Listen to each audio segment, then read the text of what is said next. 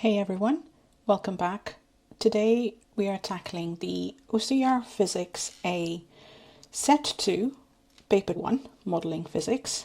So let's dive right in to Section A. In the first question, it's asking which quantity has the unit Hertz. The answer is A. Question 2.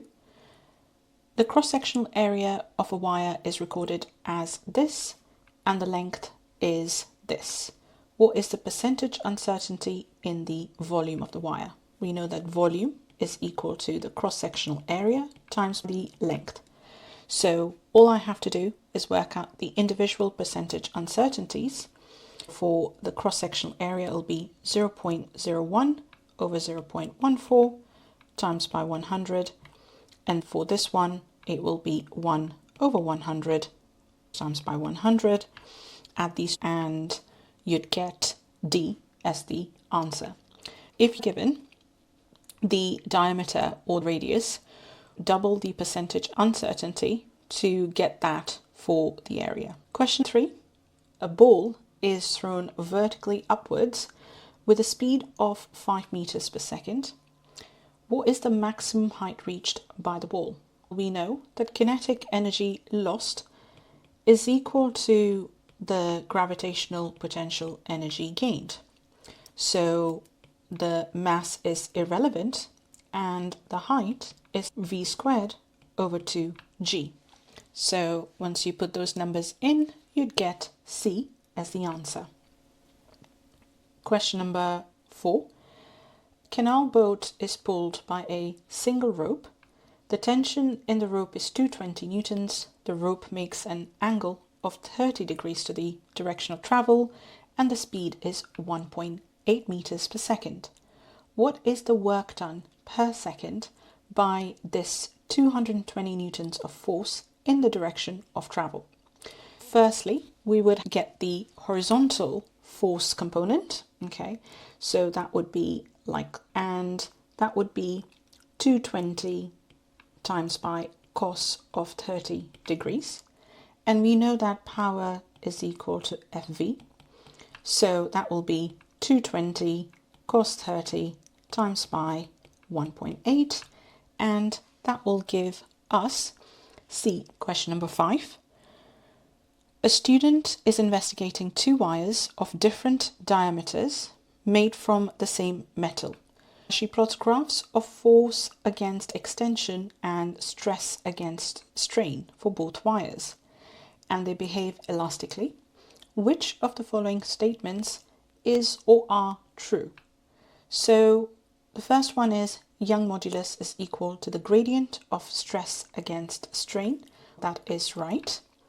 Force constant is equal to the gradient of force against extension. That is also right. The graphs of stress against strain have different gradients. That is incorrect. They will have the same gradient because they are made from the same metal. So our answer here is B. Question number 6. A ball of mass m is dropped into water.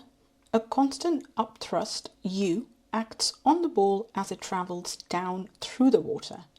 The acceleration of the ball is A and the drag is D. The acceleration of free fall is G. What is the correct expression for the acceleration? If you think about a force diagram, a free body diagram, we know that the weight is acting against the 2 forces, drag as well as upthrust. That means, and it's going down as well in that direction. Because we know that resultant force is equal to the weight minus D plus U is equal to mg minus D plus U. To make A the subject, divide both sides by m. So that would give me G minus D plus U over m. So that leads me to say A as the answer. Question 7. We've been given a cylinder of wood placed in water and the density of wood is this much. density of water is this much, what fraction of the volume of the cylinder is below the water line? Remember that the volume of the wood is equal to the volume of the water displaced. This is almost as good as saying 600, and this is 1000. Only 60% of the wood is below the water line. So that is 0.6, or C as the answer. Let's move on to question 8. A ball P of mass m has a velocity in the positive x direction. It makes a collision with a stationary ball Q of mass 2m. After the collision, the ball P has velocity v1 and Q has v2, and they travel in the directions stated as below. And they're asking us that what is the correct rho if the total momentum of the balls in the x direction is px and that in the y direction is py. I would split up the velocity components along the x and y directions for each ball. For ball P, it will be in this direction. The momentum will be m v1 cos 30. And for ball Q, momentum will be 2 times m v2 cos of 20. Okay, so that is the x-axis. Okay, and we know that before the collision, momentum was simply that of ball P. So the total momentum before in the x direction is m times u, as Q is not moving. The y component initially was 0. There is no movement along the y-axis. Afterwards, though, there is going to be a component in the y direction for both the balls, and that would be mv1 sine 30 and 2mv2 sine 20. All right, so those two are equal and opposite to one another, and therefore the final momentum along the y-axis is 0, because the initial momentum was 0 along the y-axis. So it's either A or B. Now, along the x-axis, the final momentum is the sum of these two as they're traveling in the same direction. So that adds up to the first option, and therefore A is the answer. Let's move on to question 9. An oscillator is in simple harmonic motion. Which statement is not correct? The acceleration is directly proportional to the displacement. Yes, that's true. The acceleration is 0 at maximum displacement. That is not true. At maximum displacement, a pendulum or any oscillator would have maximum gravitational potential energy. Maximum displacement means maximum acceleration. Question number 10. A metal is heated using a heater of constant output power. The graph below shows a variation of the temperature of the metal with time.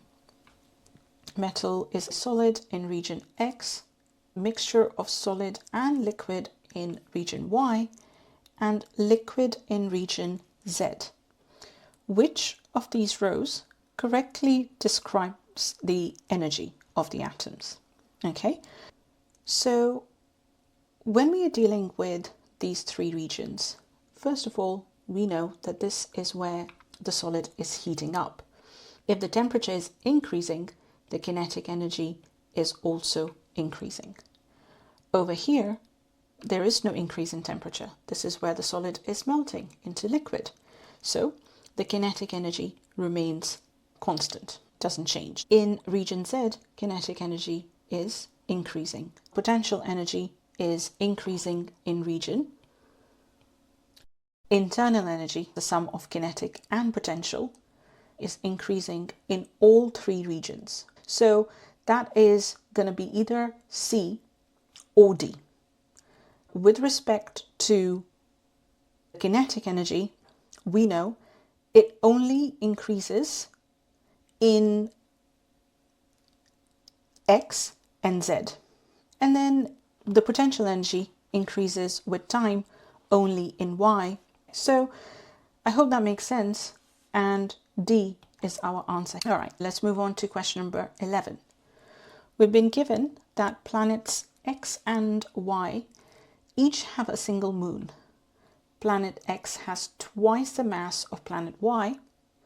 The orbital radius of the moon around planet X is 3 times the orbital radius of the moon around planet Y. The gravitational potential of planet X is Vx at the position of its moon, and the gravitational potential of planet Y is Vy at the position of its moon. What is the ratio? We apply this formula to planet X, we'd get, obviously I'm ignoring G over here, so I'm just going to use proportional sign because G remains constant, and I'm also going to ignore the negative because it cancels out. So as a ratio, you would have 2my for planet X and 3ry. If Vy is proportional to my over ry, the comparison of these two ratios is going to be 2/3, or B. Question number 12. A gas syringe contains 2 moles of an ideal gas of volume 0.04 meters cube. An additional amount of 0.5 moles of the same gas is added to the syringe. The temperature and the pressure remain the same.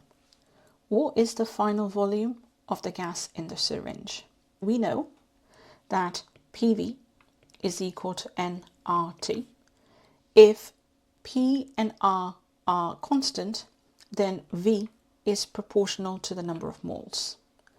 V2 over V1, as I'm working out V2, is equal to N2 over N1. I can say that V2 is V1, which is 0.04, times N2, which is now 2.5, divided by N1, which is 2. And that gives me C as the answer. Question 13. A satellite is in a circular orbit around the Earth. The vertical height of the satellite above the surface of the Earth is 3,200 kilometers and the radius of the Earth is 6,400 kilometers. What is the ratio of the weight of the satellite in the orbit compared to that at the surface? Weight is mg and g is gm over r squared. We are dealing with capital M being the Earth and small m being the mass of the satellite. We can safely ignore them because they cancel out in terms of the ratio. W is safe to say is inversely proportional to r squared. So that's going to be 1 over. Now for the orbit, it's a sum of the two distances, not just 3,200 kilometers. So 9,600 squared over 6,400 squared gives 0.44. So B is correct. Question 14. The Earth takes 1 day to rotate about its axis. What is the angular velocity of a point on the surface of the Earth? That is a very simple question. We know angular velocity is 2 pi over t, where t is a time period.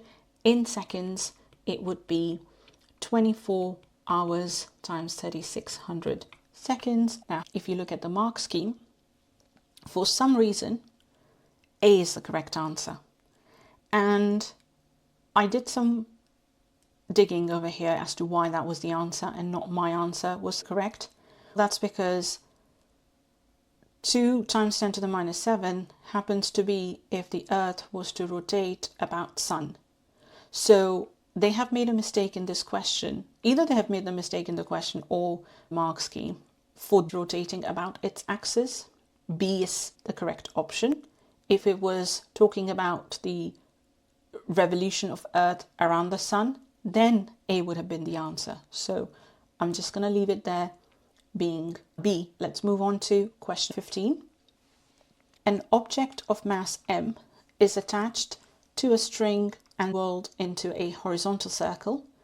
The speed of the object is slowly increased from 0 and the string breaks when the object has maximum speed of 1 meters per second. Then this experiment is repeated with an identical spring but with mass 1.5 m and the radius constant. What is the maximum speed of this object when the string breaks? Now, centripetal force is given by tension. Now, if tension was to exceed the centripetal force or greater than centripetal force, the string will break. So if I may just, for simplicity purposes, write down that T is equal to mv squared over r, I know that r is constant, so T is proportional to mv squared. If I compare two situations where T was to exceed the centripetal force, I would have to just compare the right hand side of this equation. I would have, let's say T initial is proportional to m times 1 squared, and then T final is proportional to 1.5 times v squared, which I'm trying to find, and these two are equal, so I can say that m is equal to 1.5 m v squared, m cancels out, and v is square root of 1 over 1.5, which gives me 0.82, or B as the answer. That's all there is in section A. Let's move on to section B now. In question 16, we've been shown an arrangement for an electromagnet which is holding the steel ball and a trapdoor which is going to open as the ball hits the trapdoor. We've been given the distance travelled by the steel ball along with its uncertainty and the time taken for the fall. We need to calculate a value g for these results. We know suvat is s equals ut plus half gt squared, and 1.2 equals u being 0 plus half times g is what we're trying to find, and t is 0.5 squared. Once you rearrange it, g is going to be 1.2 times by 2 divided by 0.5 squared, or 9.60 meters per second squared. Okay, part II, determine the percentage uncertainty in the value of g. You can use the formula. We know that the percentage uncertainty in g will be that in s plus 2 times the percentage uncertainty in t. It will be 0.001 over 1.2 plus 2 times 0.02 over 0.5 and times it by 100. That will give you 8.1%. Part B, state one source of error when timing the door of the steel ball and describe how the percentage uncertainty in the measurement of the time can be minimized. There might be a delay in starting the stopwatch, and to reduce that you can use a light gate instead. Another group of students decide to determine the acceleration of free fall using a different arrangement. We need to describe how we can conduct an experiment and how the data can be analysed to determine the acceleration of free fall. First, measure the angle between the ramp and the horizontal using a protractor. Place the ball at different distances using a meter ruler each time.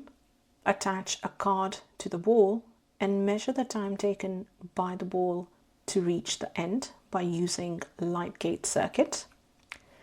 And repeat the experiment 3 times for the distance and change it perhaps by 10 centimeter each time, increase it by 10 centimeter each time, and you'd get your data for d versus t squared. In terms of the analysis, you'd get a graph of d versus t squared, and the gradient is g times sine theta over 2. Therefore, g will be equal to the gradient times by 2 over sine theta. Okay, question number 17. The ball release mechanism of a pinball machine is shown as in figure 17.1. A pair of identical compressible springs are fixed between a plastic plate and a support. The springs are parallel and a plastic rod attached to the plate is pulled to the left to compress the springs. A ball initially at rest is fired when the plates are released. The force constant of each spring is K. Explain why the force constant of the 2 springs in parallel is equal to 2K. We know that F is equal to K times X.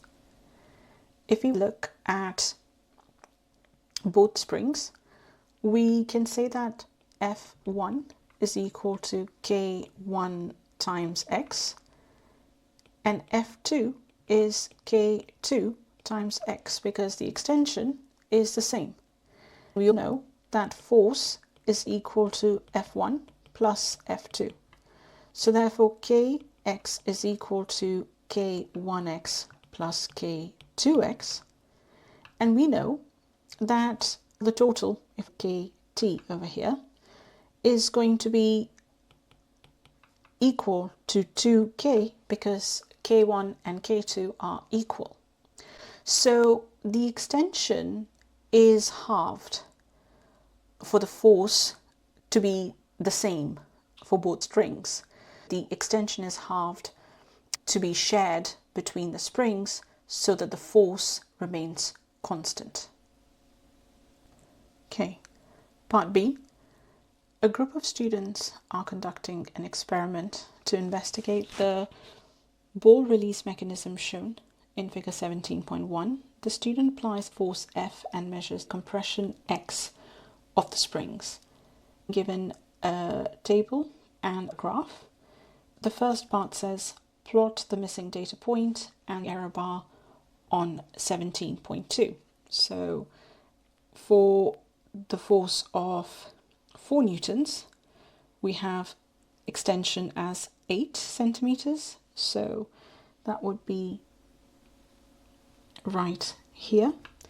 And the error bar for the force is 0.2 newtons. So 4.2 and 3.8. We can draw a line of best fit as I am sure we're going to need it. For that, I'm going to try and cover as many points as possible. All right, let's move on to the next part. Describe how the data shown in the table may have been obtained in the lab. Measure X using a meter ruler as the springs go back from the resting position. Part II, draw the line of best fit and the worst fit and use the graph to determine the force constant K for a single spring and the absolute uncertainty. Draw the line of worst fit over here, which I'm going to use the steepest line, so the top to the bottom, and calculate the gradient for the line of best fit. That would be 5.1 newtons and 1.1 newtons. Gradient line of best fit is 5.1 minus 1.1 over the change in x-axis, which is 10 and 2, so 8 centimeters. So that is going to be 0.08, and that is going to give me a value of 50. And now it's asking for the single spring. This is for 2 springs. So in order to get it for 1 spring, I would divide it by 2, and therefore K is equal to 25 newtons per meter. Okay, and then in terms of the gradient of the line of worst fit, 5.3 and 0.9. So 5.3 minus 0.9 divided by the same change in the x-axis, 0.1 minus 0.02. So that gives me 55 Newton per meter divided by 2, which is 27.5 Newton per meter. The absolute uncertainty is the change in the 2, so that and divided by 2, and so that is going to give me a value of 1.25 Newton per meter, as the value of K is 25 Newton per meter. Part IV, state the feature of the graph that shows Hooke's law is obeyed by the springs. If we extend the line backwards, it's a straight line passing through the origin. The mass of the ball is 0.39 kilos. Use your answer from part II to calculate the launch speed V of the ball when the plate is pulled back 12 centimeters. We know we can think about this in terms of kinetic and elastic potential energy. So half mv squared is half kx squared. So V is therefore equal to square root of kx squared over m. And we know that spring constant is 25 Newton per meter with extension of 0.12 squared over 0.39 kilograms, all square rooted, will give me a value of 1.4 meters per second. Okay, part C. A new arrangement for the ball release mechanism using 3 identical springs is shown below. The force constant of each spring is K. The ball has the same mass and the rod is pulled to the left by a distance of x. Show that the initial acceleration A of this ball is given by the equation. Think in terms of the spring constants first. So we know in parallel the spring constants add up, okay, which is these two, and so this will be 2k and this is k. These two are connected in a series.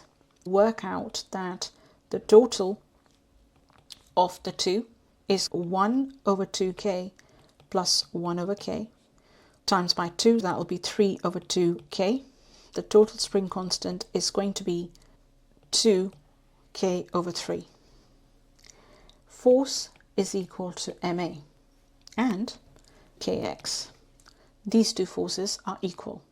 So ma is equal to kx. Therefore, A is x over m.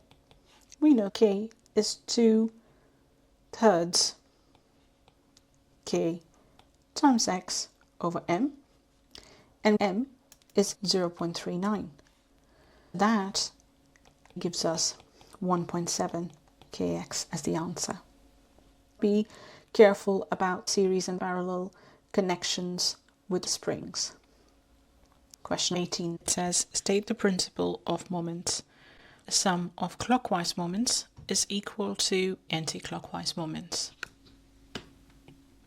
Part B. A cylinder head gasket is a sheet of material used in a car engine. A car manufacturer wants to locate the center of gravity of the gasket. Describe how the center of gravity of the gasket can be determined using equipment from a lab. Hang the object from one of the edge holes using a nail held in a clamp stand, and use a plumb line to mark a vertical line below the hanging point. Repeat with a few more holes. The point where these lines intersect is the center of gravity. Part C. Figure 18.2 shows an arrangement for lifting a car engine in a repair workshop. We've been given lots of information here. I'm just going to let you guys read this through. I would put all the forces onto the diagram, and the first one is the weight, and it's uniform, so that will be 120 G-newtons. There is another force from the engine downwards, that is the weight, and that is 95 G. Along with the tension, the vertical component of the tension is going to be T sine 30. So those are all my forces mentioned, and I also know that the distance from A to the center is 1 meter. This distance here is 0.8 meters. We need to work out the tension, so we need to talk about the moments, and I would consider them from point A. So moments about A is going to be 120 G times my 1 meter plus 95 G times my 1.8 meters. That acts against T sine 30 degrees times a distance of 1.6 meters. So that, once rearranged, gives me T as 3,600 newtons. Okay, let's move on to the next part. Calculate the tensile stress in the support cable in kilopascals. So we know that tensile stress is force divided by area. And we know that the force is the tension, so that's going to be 3,600 divided by pi r squared. Now, let's just look back. We are given the diameter of the cable is 3 centimeters. So for that, the radius is going to be 1.5 centimeters. And if we incorporate that correctly, we would end up with an answer of 5,100 kilopascals. Part I. The engine is lowered using the pulley and the rope. The engine accelerates downwards. Explain the effect on the tension in the support cable. In order for the engine to accelerate downwards, the downward force will have to be greater than the upward force. Therefore, tension must decrease. Question 19. A ball of mass 160 grams is at rest. The ball is hit with a stick. Figure 19.1 shows the variation of the force exerted by the stick on the ball with time t. We have to determine the final velocity v of the ball as it leaves the stick. So we know that since this is force and time graph, the area under is the momentum, or the change in momentum. F delta t is equal to delta p. And delta p is mass times delta v. Given it starts from rest, the change in velocity is v. And let's work out the area, which is that of a trapezium. So area under is half, that'll be obviously in milliseconds, be careful over here. So this is 10 milliseconds, so 0.01 plus 40 milliseconds, so 0.04 times the height, 150 newtons, divided by the mass, 0.16 kilograms, and V gives you 23.4 meters per second. Okay, part B, we have been asked to sketch the velocity of the ball between t equals 30 to 40 milliseconds. We don't need to show values on the vertical axis. Let's check the force and time graph. We know between 30 to 40 seconds, the force on the ball is decreasing linearly from its maximum value to 0 newtons. Therefore, the acceleration decreases linearly to 0. The velocity continues to increase, but with a decreasing gradient. And eventually, it will become horizontal at 40 milliseconds. If we were to draw that, it will look like a curved graph, which will be starting at a non-zero value of velocity, and it will flatten out at 40 meters per second. So it'll look something like that, where the acceleration becomes 0 as the velocity becomes maximum. The ball travels along the horizontal ground and experiences constant friction of 0.8 newtons. Calculate the time t for it to come to a stop. Okay, so let's say you have a ball rolling down here. We know that now it's slowing down. Okay, so 0 newtons of forward force, 0.8 newtons of backward force. F is equal to ma. We need to work out the deceleration. A is 0.8 minus 0.8 over 0.16 kilograms, which is minus 5 meters per second squared. With that value, I can work out the time. We know that V is equal to U plus A times T. T is equal to V minus U over A. We know it comes to rest eventually, so V is 0, U is 23.4, and A is minus 5. So that gives me a value of 4.68 seconds or 4.7 seconds. Question 20, part A, says define specific heat capacity of a substance. It's the energy required to raise the temperature of 1 kilogram of a substance by either 1 degree Celsius or 1 Kelvin. Part B, a group of students conduct an experiment using water to heat glycerol in a boiling tube. And we've been shown the apparatus and given some data values. The water is initially heated from 20 to 75 degrees Celsius on a hot plate.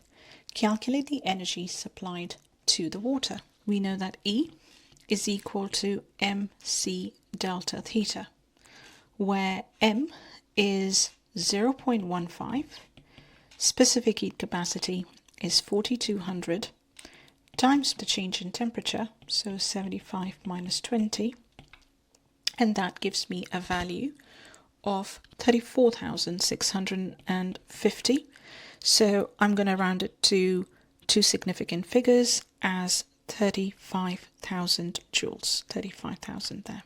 Moving on to part II, the beaker of hot water at 75 degrees C is removed from the hot plate.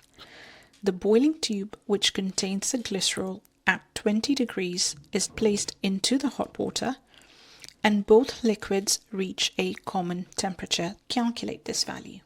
So we know the beaker has hot water and the test tube, which contains glycerol, okay, and the glycerol is at 20 degrees Celsius, so that's the initial temperature of glycerol, and reaching a thermal equilibrium, because the water is going to cool down the glycerol as the water is at a higher temperature. If we think in terms of the energy transferred by the water, it's going to be equal to mc delta theta, where the final temperature of the water is 75 degrees C. That's the maximum, right?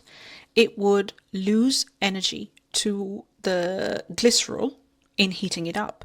So it will be 0.15 times 4200 times by 75 minus theta. So watch out, don't do theta minus 75, do 75 minus theta, because 75 is the maximum temperature of the water. It will only decrease from there. Then number 2 is energy of the glycerol. So that is the mass of the glycerol, which is 0.02 times the specific heat capacity, which is 2400, times the temperature change, the initial temperature of 20 degrees Celsius. It will gain energy from the water, so it will be theta minus 20 degrees Celsius. Now, these two equations are equal to one another. So when you put these two together, you would end up getting that equals that. Hello. When I rearrange to make theta the subject, I'm going to divide everything. So that is 630. And this is going to be 48. And so 75 minus theta over theta minus 20 is 48 over 630. Cross multiply, and you'd get theta as 71 degrees Celsius. This was a very good question. I can see many people going wrong here, but you have to think about energy always goes from a hot region to a cooler region. So therefore, water is going to lose its thermal energy to glycerol, and the change in temperature has to be this way rather than the other way around. Explain why the actual temperature theta is different from the value calculated. Some water may evaporate, or some heat may escape to the surroundings. Some energy is used in heating the boiling tube. Some energy is transferred to the boiling tube. All those answers are acceptable. In part C, we are given that in a specialist lab, energy is supplied at a constant power to solid glycerol, initially at minus 100 degrees C. The glycerol is heated from this temperature until it boils. Specific heat capacity of solid glycerol is less than the specific heat capacity of liquid glycerol. That's good to know, because that would change the gradient. Glycerol melts at about 20 degrees Celsius and starts to boil at about 290. Sketch a graph to show the variation of the temperature of glycerol with time, assuming no energy is lost to the surroundings. So we have to keep in mind the specific heat capacity and the flat section of the graph as well. We know that energy is equal to mc delta theta. So C is inversely proportional to the change in temperature. Okay, what that means is that if specific heat capacity of the solid glycerol is less than the specific heat capacity of the liquid glycerol, okay, which is given, that means that the gradient of the solid section is steeper than the liquid section. So M for solid is steeper than the liquid section. If I start with minus 100 degrees Celsius, we know that the glycerol starts to melt about 20 degrees Celsius. So we would have a section, any gradient, right? As long as the A is steeper than the section, I'm going to label it as C in a second. So this is your section A. I'll label it. And then at 20 degrees, it starts to melt. Then it would be a flat line, doesn't matter how long. Then you're going to have part C when the liquid glycerol starts to heat up again. And that section has to be less steep. So I'm going to go for something perhaps like this. And then it would, oh, hello, it reaches 290. So it will be slightly taller, and that will be 290. So A, B, C, and D. Okay, so A is solid glycerol. Glycerol is solid and heating up. B is the melting stage at 20 degrees Celsius. Then C is when liquid glycerol is heating up, okay, and that is less steep than section A. And then D is when the liquid glycerol is boiling off. Let's move on to question number 21. In part A, a mass is hung from the bottom end of a flexible spring. It says describe and explain how the mass can show resonance. Apply a periodic force to the mass spring system until maximum amplitude is achieved. And that happens when the natural frequency is equal to the applied frequency. This maximum amplitude can then be measured using a meter ruler fixed against this mass spring system. In part B, we have a mechanical oscillator forced to oscillate in a viscous fluid. The graph shows the variation of amplitude A with driving frequency. We have to determine the maximum acceleration of the oscillator at resonance. We know that A max is omega squared A, where A is the amplitude, and omega is 2 pi f squared and multiplied by A. The maximum amplitude happens at 1.2 hertz. So let's work out the value along the y-axis. And that happens to be 3 centimeters. And be careful, we got to convert that into meters. So we have 2 pi times 1.2 squared times 0.03, and that value of 1.7 meters per second squared. Part II, the oscillator is now removed from the viscous fluid. It is now forced to oscillate in air. On figure 21.1, sketch the new shape of the amplitude against frequency. Now that it's in air, it's going to have higher amplitude and reach resonance at a higher frequency. That would be my curve for amplitude versus frequency in air. Next, in part C, figure 21.2 shows the displacement x against time t, graph of an oscillator damped in air. According to a student, the amplitude of the oscillator decays by the same fraction every half oscillation. Analyze this figure to assess whether or not the student is correct. We need to look at several numbers. We're going to check out half a cycle each time. So we know right here, that is between 0 to 0.2, so 0 to 0.2 seconds. The maximum amplitude is 3 centimeters. Then from 0.2 to 0.4 seconds, x is negative, but 2.5 centimeters. Let's get the rest of the data.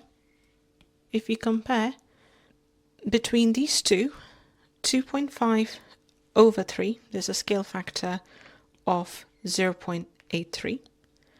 Between 2.1 and 2.5, the scale factor is 0.84.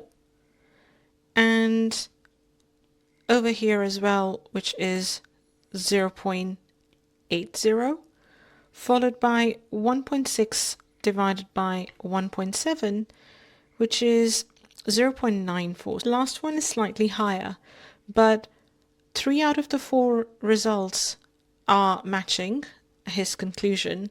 The student is correct, but should consider more data points. Part II. State and explain at which time the oscillator dissipates maximum energy. So let's have a look at the diagram. When we have the amplitude decreasing, you would think that, for example, the minimum amplitude is at 0.9 seconds. So this is where it would dissipate the most amount of energy. But that is actually false, because at that point the amplitude is the lowest, so less energy will be available to dissipate, right? So you have to think about where is the speed maximum. So when the speed is maximum, there is greatest amount of work done against friction. And at t equals 0, the speed will be maximum, okay, because halfway through, the amplitude is maximum. The speed is 0 at that point. So at t equals 0 seconds, the oscillator will dissipate maximum energy as V max is, well, speed is maximum, so maximum friction is present in the system. Okay, let's move on to question number 22. Part A, it says the Big Bang Theory explains the origin and the evolution of the early universe, and the table below shows the distance and recession velocity of some galaxies close to our own. Discuss the evidence for the Big Bang Theory and use data in the table and your knowledge of spectrum or radiation in your answer. 1 parsec is 3.1 times 10 to the 16 meters. 2 key pieces of evidence to support the Big Bang Theory.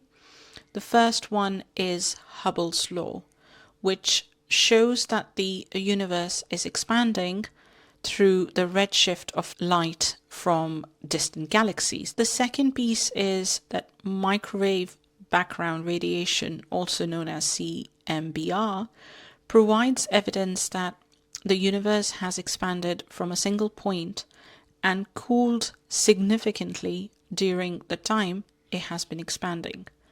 So let's talk about the data first. Hubble's law, when you draw a graph of V versus D, it's a straight line passing through the origin.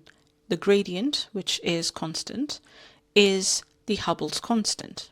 Let's see if this data shows us that value of H naught is constant. If we use a value for the first galaxy of 200 kilometers over 0.45 megaparsecs and end up getting the answer as 1.43 times 10 to the minus 17 seconds per second. And for the next galaxy, if we do the similar calculations, we end up getting 2.3 times 10 to the minus 17 per second, followed by the third galaxy, which is 1.82 times 10 to the minus 17 per second. The idea over here is to establish that H naught is roughly 10 to the minus 17 per second. We can say that V is directly proportional to D according to this data. So The data supports that the recession velocity of galaxy is proportional to its distance from the Earth. And the further the galaxies are, the faster they're moving away. In terms of CMBR, the radiation has uniformly expanded as the universe has cooled down to at about 2.73 kelvins and is now in the microwave region of the EM spectrum. Initially, it would have been in the higher energy radiation region, like gamma, as the early universe was extremely hot and dense. Let's move on to part B, where the chemical composition of stars in our galaxy can be determined by analyzing the absorption spectral lines. The closest star to us is the Sun, and the wavelength of the hydrogen beta spectral line from the Sun is 486 nanometers. In part I, we got information from the table in part A to calculate the observed wavelength of the hydrogen beta spectral line from a star in the galaxy NGC 4151. So let's talk about the formula first. We know that delta lambda over lambda is equal to V over C. And we also know that the delta lambda is lambda 2 minus lambda 1, where lambda 1 is the observed wavelength. And from the galaxy, we know the speed is 960 kilometers per second. So let's go back and write down the correct units. So that will be 960,000 meters per second divided by the speed of light, 3 times 10 to the power of 8 meters per second. I'm going to work out delta lambda first. So that would be 960,000 divided by the speed of light times 486 nanometers. And that would give me a value of 1.5552. That is lambda 2 minus lambda 1. Lambda 2 is the sum of 1.5552 plus 486 nanometers. That gives me a value of 488 nanometers.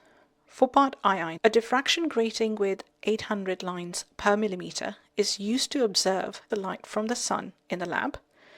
A narrow beam of light from the Sun is incident normally at the diffraction grating. And we need to calculate the angle theta between the central beam of light through the grating and the hydrogen beta spectral line in the second order spectrum. So we know n is 2. And we also know the formula n lambda equals d sine theta. We have been given all the other values except for d. For that, we need to look at 800 lines per millimeter. We need to convert this into lines per meter, which is 800 over 10 to the minus 3. And that will be 800,000 lines per meter. Convert this carefully because I see so many mistakes happening here. Now we know that d is equal to 1 over n, and therefore d is equal to 1 divided by 8 times 10 to the 5. And that will give me a value of 1.25 times 10 to the minus 6 meters.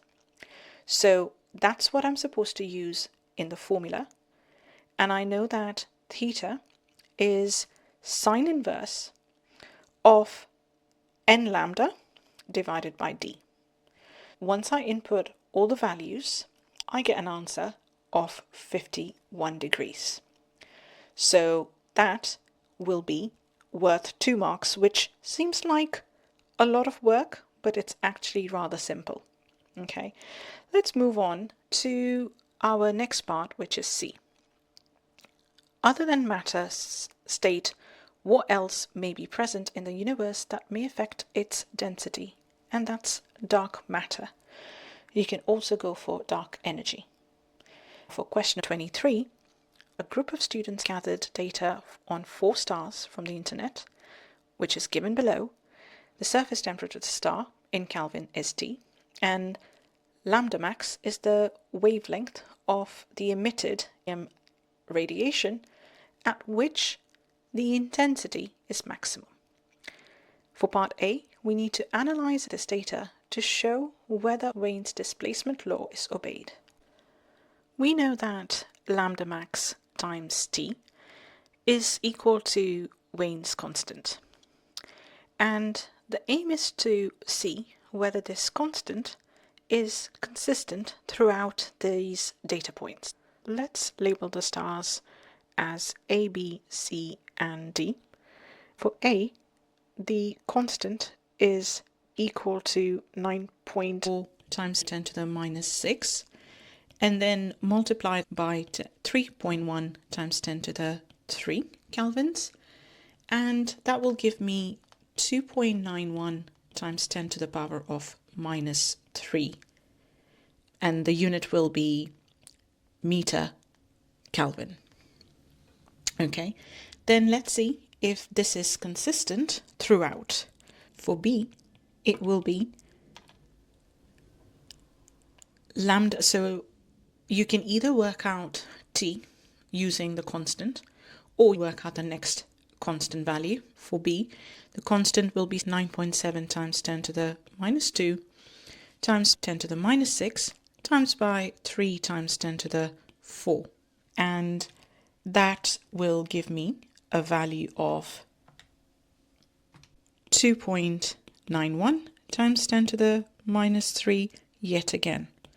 For that one, it will be 9.3 times 10 to the 3 times 3.1 times 10 to the minus 1 and minus 6, so minus 7, and that would be 2.883 times 10 to the minus 3, which is roughly about 2.9 times 10 to the minus 3. If you look at two significant figures, the answer validates Wien's displacement law. Let's move on to part B. It says a sensor of cross-sectional area 4 times 10 to the minus 4 meters squared is mounted on a satellite orbiting the Earth, which is used to gather EM radiation from the star Antares. And we've been given the distance of Antares as 550 light years from Earth, and the radiant power entering the sensor is 2.6 times 10 to the minus 11 watts. Calculate the luminosity L of Antares. So for this one, you just have to be careful about how you take this question. It's a great question. So let's understand this first by considering a drawing. So you have the satellite around the Earth's surface. We know that Antares is radiating power, but only very small percentage of that is reaching the satellite. Okay, so the radiant power is what the observed amount of intensity is on the satellite, and intensity drops with distance. In general, intensity is power over area. This is a comparison question.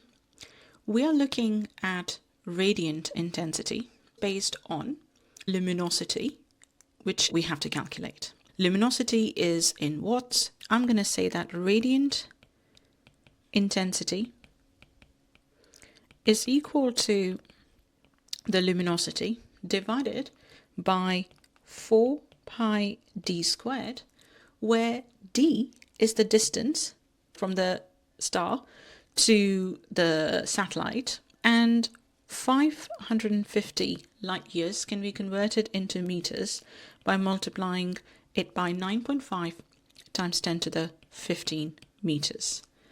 That gives me 5.225 times 10 to the 18 meters. So that is the distance d.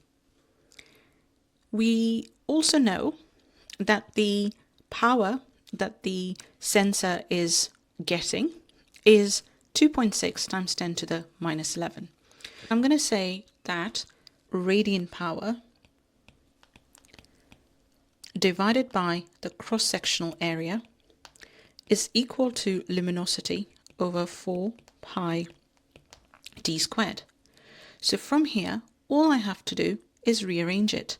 So luminosity is radiant power of 2.6 times 10 to the minus 11 times 4 pi d squared divided by 4 times 10 to the minus 4 meters squared, and that will give me a huge value of 2.23 times 10 to the 31 watts, and which is fair because Antares is quite big, and we also know that it will emit a large amount. The satellite at 550 light years will get a very small amount. I hope this question makes sense.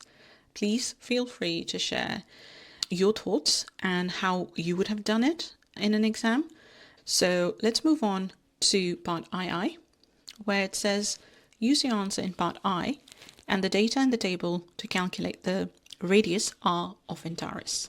This is where we can use L equals 4 pi r squared sigma t to the power of 4, because we know the luminosity and we know the temperature. So r is going to be square root of L over 4 pi sigma t to the power of 4, and that will be 2.23 times 10 to the 31 over 4 pi, and that is 5.67 times 10 to the minus 8 times by the value of t, 3.1 times 10 to the 3. Okay, so that is to be raised to the power of 4, all square rooted, and that will give me a value of 5.8 times 10 to the 11 meters. Okay, happy days. The mean density of Antares is 4.4 times 10 to the minus 5 kilograms per meter cube. Calculate the gravitational field strength G at the surface of Antares. G is equal to gm over r squared, and rho is m over v. So first, get the mass. M is density times the volume, given that it is spherical, and inputting everything, g rho 4/3 pi r cubed divided by r squared. This cancels out. It's useful not to put in the numbers first to work out the mass, because you'll have to do less calculations. So you're gonna just stick everything in. 6.67 times 10 to the minus 11, 4.4 times 10 to the minus 15 pi r value of 5.8 times 10 to the 11 meters. That is going to be 7.1 times 10 to the minus 3 Newton per kilogram. Okay, that's the end of the question paper. I hope you found this useful. See you in the next video. Until then, look after yourself.